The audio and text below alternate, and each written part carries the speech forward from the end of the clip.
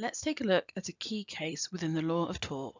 This is the case of Sumner v Colbourne, 2018, and this is a key case in relation to negligence and duty of care.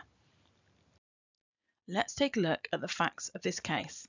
In this case, Colbourne was a motorcyclist who was emerging from a minor road onto a larger road. As he emerged from the minor road, he collided with Sumner, who was a cyclist on the major road, and Sumner suffered from serious injuries as a result of the collision. Sumner made a claim against Colbourne, but Colbourne said that he could not exit the junction safely from the minor road because there was overgrown vegetation on land that was adjacent to him. This case therefore concerned the question, did landowners who maintain the vegetation, were they under a duty of care to maintain the vegetation so that it maximised visibility for road users? This case is also of significant importance because this was one of the first duty of care cases following Robinson where there was a novel duty situation. So the courts were asked to consider if there was a duty of care in this situation, and there was no existing precedent upon this particular point of law. The outcome in this case was that the defendants were found not to be liable. There was no duty upon the defendant landowners to maintain their vegetation to ensure that it in no way encroaches upon the visibility for road users.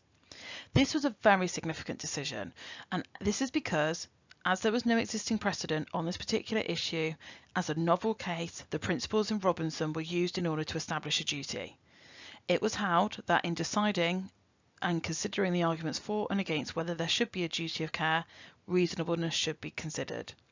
It was felt in this case that if such a duty was established, the duty of care would be too onerous. The duty would affect any owner of premises planting vegetation on their land. The implications of this would mean that any farmers would have to consider about when they plant crops, if this would impact upon road visibility, and further it would have implications for private residents in urban and suburban areas when they were planting things such as hedges, shrubs and trees. They would have to take account as to whether this impacted upon any visibility in relation to the highway, and therefore they could be liable if there was any incident which could be attributed to, in some small way, a reduction of visibility due to vegetation.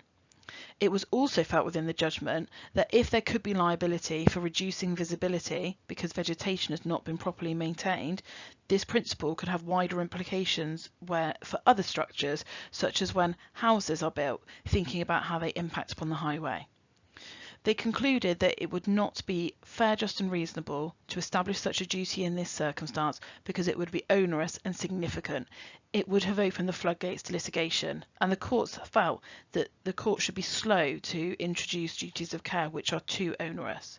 The road network itself is imperfect, and therefore to establish a duty in such a situation would impose too significant a duty on anybody who had any land adjacent to a highway. It was also felt that such a duty would likely create a large number of claims from insurance companies against landowners for contributions to insurance payments, and this would destroy the point of having insurance companies for this purpose. Therefore, Sumner v Colbourne is a really good case example where the courts have had to use the principles established in Robinson in order to establish a duty of care in a new and novel duty situation, and upon the basis that it wouldn't be reasonable to impose a duty was not imposed.